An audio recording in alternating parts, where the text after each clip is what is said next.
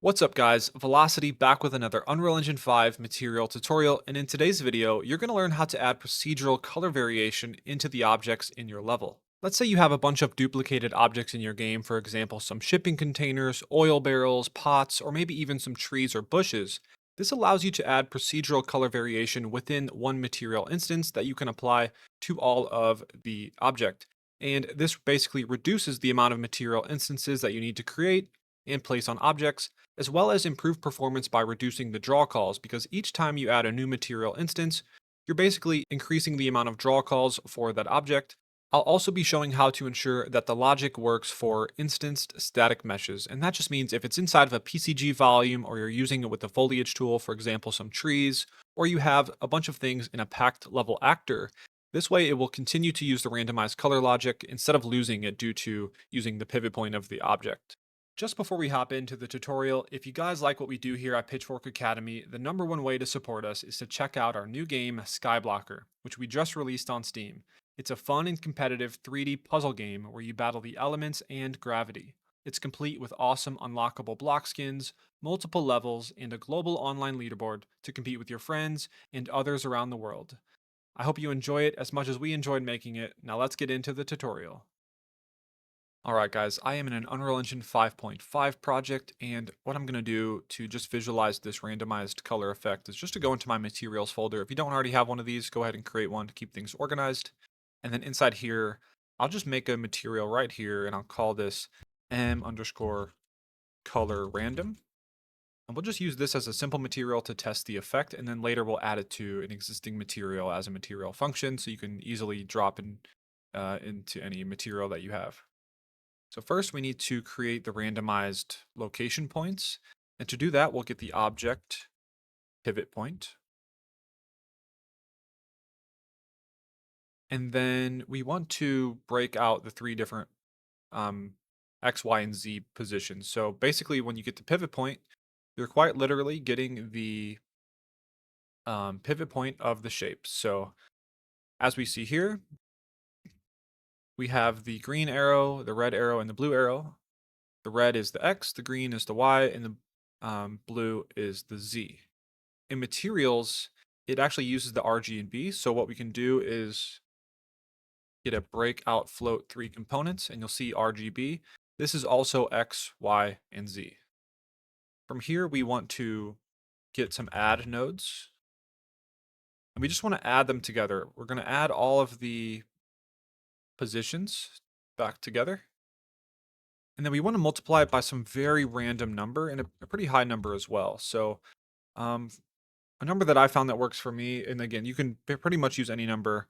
I'll just use a 5,015, and then I'll put some random numbers afterwards. As long as it ends in an odd number, I think it works best. So something like this.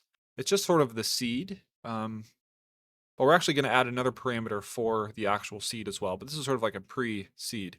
So from here, we can get a divide node, and this is where we'll add the seed parameter. So I'll hold S and click, and I'll call this seed. Then I'll plug this into here. And this should be another random number. I'll do maybe like 3,713.9731, something like that. From here, we want to get a frac node. This basically, if you hold Control Alt, you can see what these nodes do. It says the frac expression takes in values and outputs only the decimal part of those values. So for example, if all of these nodes added together and multiplied and divide, it might equal some crazy big number. But what we're looking for is just the numbers after the decimal point, which will give us a very random number based on the position of the object in the world. For example, if we move this cube around, it's going to add all the X, Y, and Z together and do some calculations and then get the decimal points that are remaining after that number. And that's going to be a very random number between 0 and 1. So what we're going to do is from here, we'll drag off and search for reroute declaration node, and I'll just call this 0 to 1 value. This is our 0 to 1 value that we'll use to lerp between the different colors. So now I can get out some colors. So I'll hold 3 and click on my keyboard for a color, right click. I'll call this color A. Set this default value to be white. Then I'll duplicate this, color B. Default value can be fully red. So I'll do 0 on G and B. And then this one will be C, and I'll make this one fully green. Whoops. This is just so we can visualize easier when the effect is enabled right away. And then this one will be color D. And you guessed it, it's going to be fully blue. Now we need a way to basically transition between these colors, and we'll do that with an if node. So I'll hold I and click, and basically we can have an input here for the A, and then we'll check against a certain value, and then if the value that we're inputting is greater than B, we'll use this input, so A is greater than B, and if it's less than, we'll use another input. So I'll right click and get my 0 to 1 value. This is just basically a local parameter that we set up here we can reuse. That way we don't have lines dragging all over the place. This will be our A. And since we have 4 colors, we want this first one to be 0.25 for the B. We're going to check if it's greater or less than 0.25. Now, for example, if you had 5 colors, you would increment by 0.2. So this would be 0.2. The next one would be 0.4, 0.6, 0.8. But in my case, since I have 4 colors, I'm going to do 0.25. And then I'll do 0.5. And then 0.75. You can probably see where we're going with this. This is basically creating bands. And we're going to only need this many because we have 4 colors, and 3 of these will be enough for that. So the first one will be A is greater than B. And then the B color will go into if it's less than 0.25. And then from the output of this one, we'll drag down to A is greater than B. And then if it is, we'll use, oh, I'm sorry, this one actually goes to A less than B. This one will become color C for A is greater than B. And then this output goes into A is less than B. And then A is greater than B will be color D. So again, basically if the 0 to 1 value that we're randomizing based on the position, if it's between 0 and 0.25, it'll be color A. If it's between 0.25 and 0.5, it'll be color B, and so forth. From here, we can just go ahead and drag this into base color and save. You can see right away it randomly chose to use B. So if I go ahead and dock this here and make a material instance of this, I'll just leave it the same name for now. So right now it's blue, but as I drag it around, it will randomly choose one of those colors. Oh, whoops, down into the void there. If I shift and click control all those, copy. So I got some overlap Z fighting there. So you can see even though these two are next to each other, and these two are next to each other, they're the same color, but it randomly chooses, and it's a pretty infinitely random pattern that it will generate. So this is super useful for things like maybe pots and pans in your game, or shipping containers or oil containers, things that you want to place around your world and automatically have the material decide. Now, for example, we use some pretty vibrant and ugly colors here. So what we would want to do, for example, if this was maybe a bunch of oil barrels, we would use much darker colors and a little bit less saturated colors.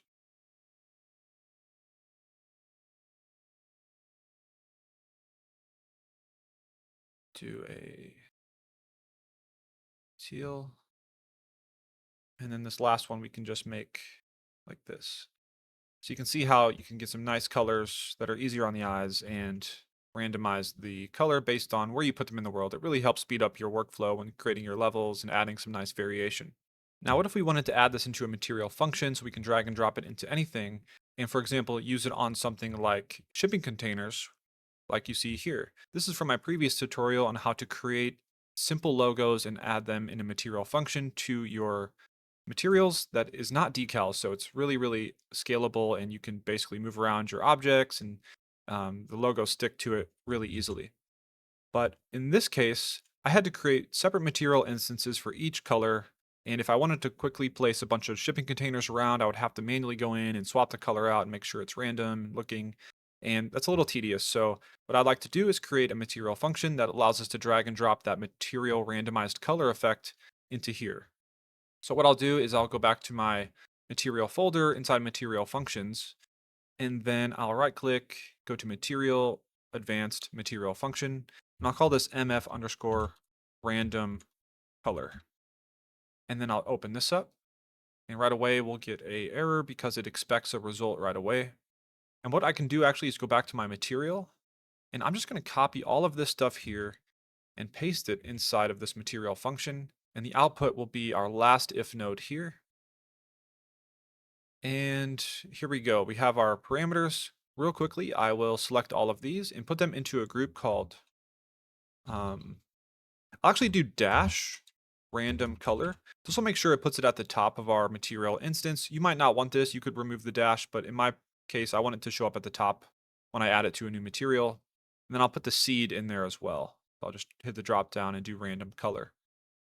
Now when I save, go back to my third person map, then I'll go find my master material for my prop.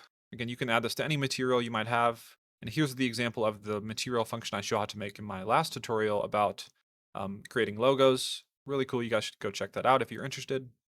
And then I just need to find where I'm setting my color. So here I just have a default color parameter. And that's all fine, but what I want to do instead is drag in my new material function that I know has 4 color parameters built into it. So I'll just drag and drop it into here. And then I can just replace this here with my lerp. But instead of just replacing it, because maybe this is a prop material for all the things in my game, and I have things that I do want a specific color and I don't want the random color thing, what I'll do is I'll right click and search for a switch, and I'll get a static switch parameter, and I'll call this use random color, question mark. And if it's true, I want to use the random color function that has the built-in color parameters already here, color A, B, C, and D. And if it's false, we'll just use the original color. And then I'll put that into A. It's important that I do this before the lerp because I have this metallic parameter that I don't want to randomize the color of. I want this always to be the color of metal, so I'll leave that. And now I want to put this parameter here. I guess I could put it into a group. What I might do is I'll put the same name, and we'll see if that works. I'll put dash random color, and we'll see if it shows up in the same group as the ones from the function. So now if I save back to my map, if I open up one of these material instances for here, we got this. So if I open up this thing here, this new group called random color. So it looks like it did put my switch in there. That's good to know. If I switch that on, now you can see that we get the effect. Now, obviously it's not on all of these yet. So what I could do is if I select all my containers,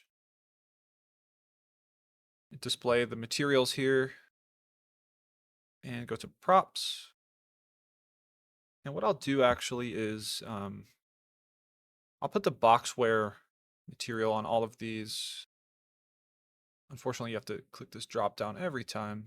That's all right. Just doing this until it's on all of my containers. Now, when I go into the boxware material that I have for this container, full screen, and I go to use random color, check it to be true. You can see right away we get the crazy RGB colors. And now is when I could go in and basically select the color palette for this brand or for whatever the object that you have you want to randomize the colors for. So what I'll do now is just set some nicer colors that are reminiscent of the ones I had before. Nothing too specific, but just a little bit easier on the eyes.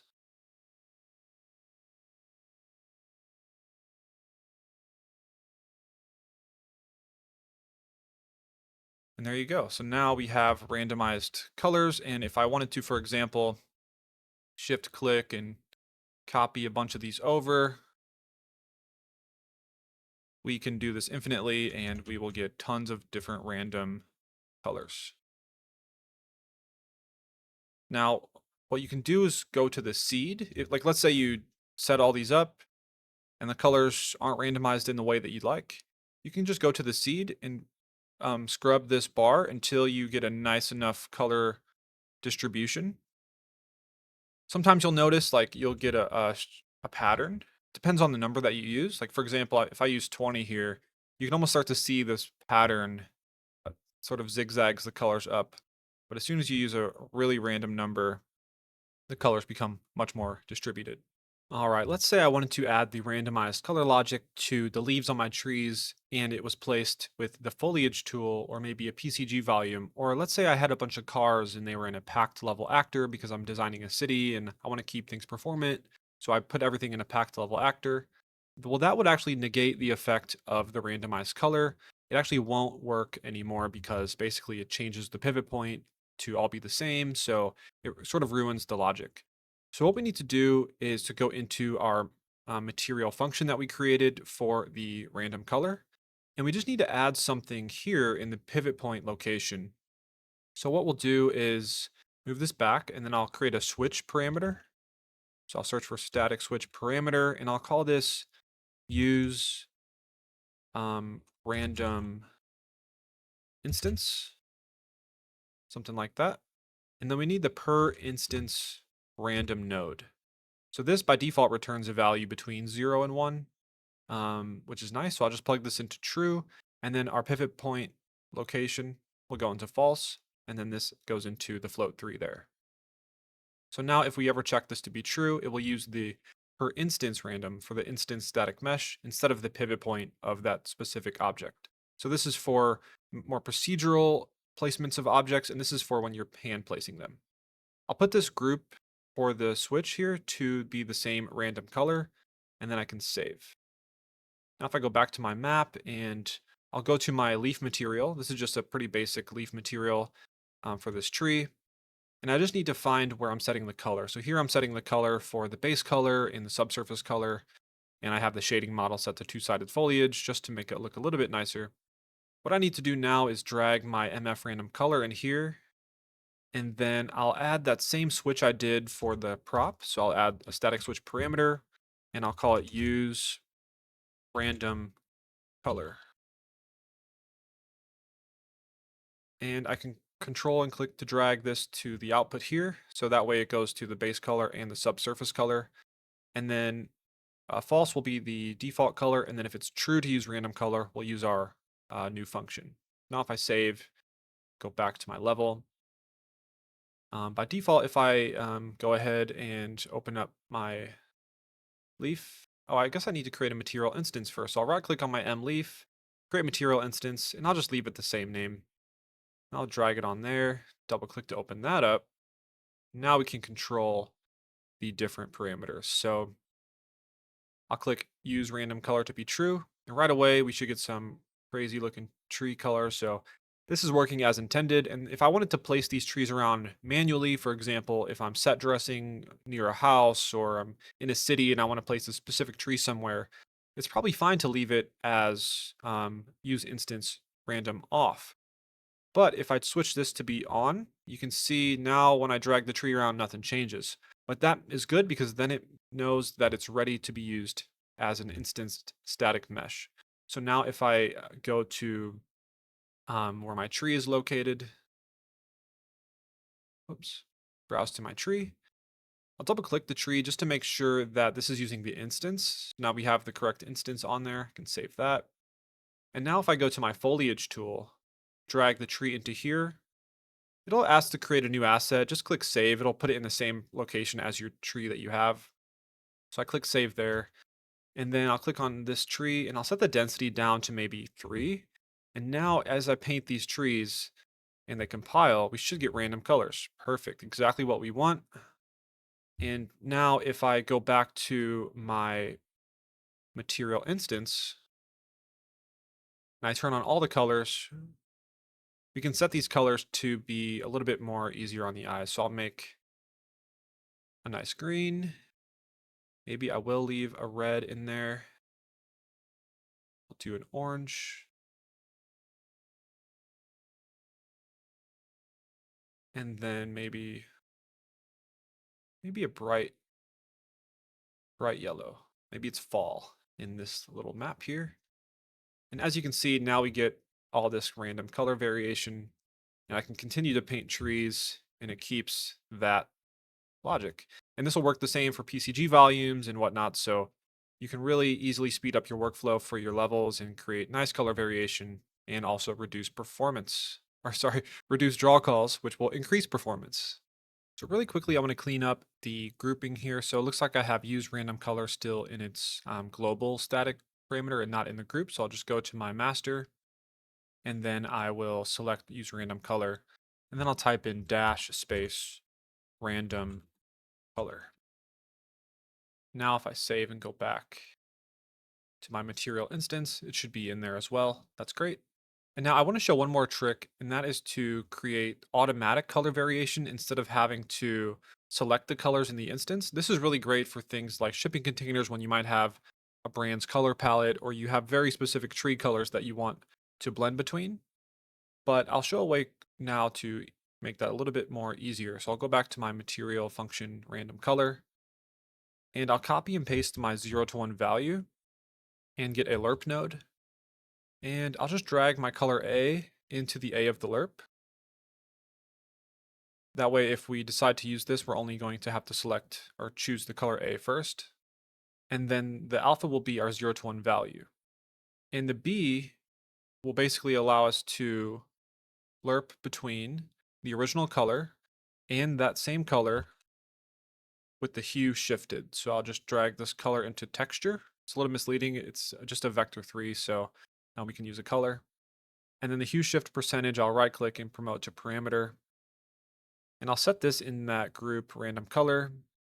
And this will become our B. So we're going, based on our random position, we're going to lerp between our original color and that same color shifted on the color wheel a certain amount, basically. So, and we don't want to do this all the time. So I'm going to copy this switch here, this use random instance switch, and I'll plug this into true. And then I'll rename this use random instance to use hue shift. And that way, since we copy and pasted it, it's already in that group. And if it's false, we can use the original color if statement logic. And then we can plug this into the output, drag this up here. Try to organize this a little bit more. All right, now we can save.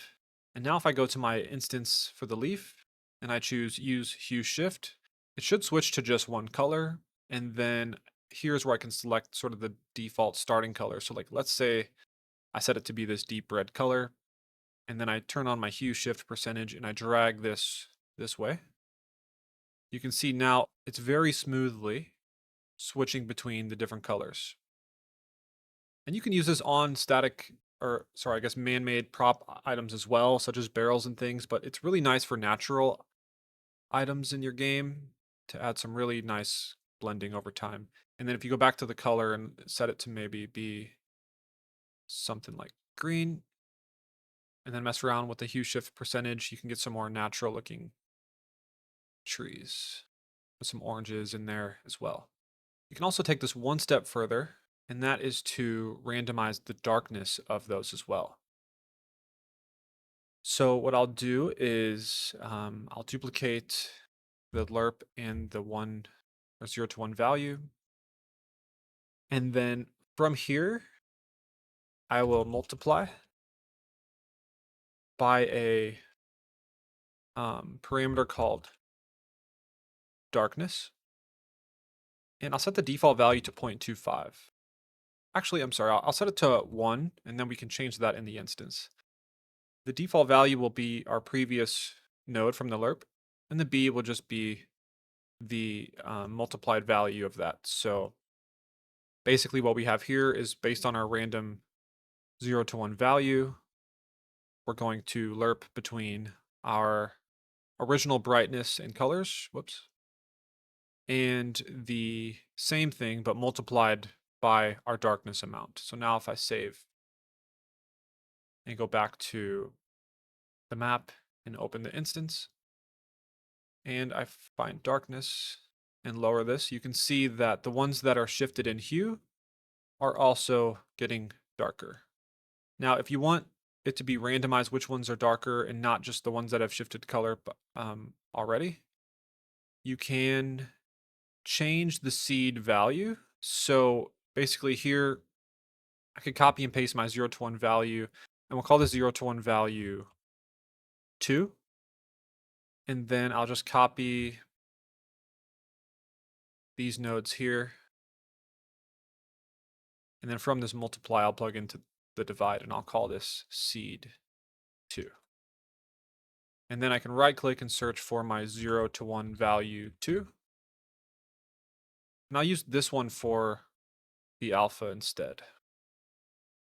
And by default, I'll just make sure that this seed is a different number. I'll just drag it to the left a little bit, click save, back to my map. And now the ones that are shifting in hue are different from the ones that are getting darker. So this gives you much more variation. Looks like I still need to put darkness in that group for the random color. So I'll put that in there and save. And now we have some really nice color variation options that you can use on trees. Alright guys, that's going to do it for this video on how to create randomized color variation in the materials in your game using a very simple material function. Not only will it improve your workflow and speed things up, but it will also improve the visual fidelity in your environments and help performance because you'll be using less draw calls on the screen. If you guys learned anything new at all, it'd mean a lot to us if you left a like on the video and subscribed to our channel, as well as if you checked out Skyblocker on Steam. This has been Vylocity with Pitchfork Academy, and I'll see you in the next one.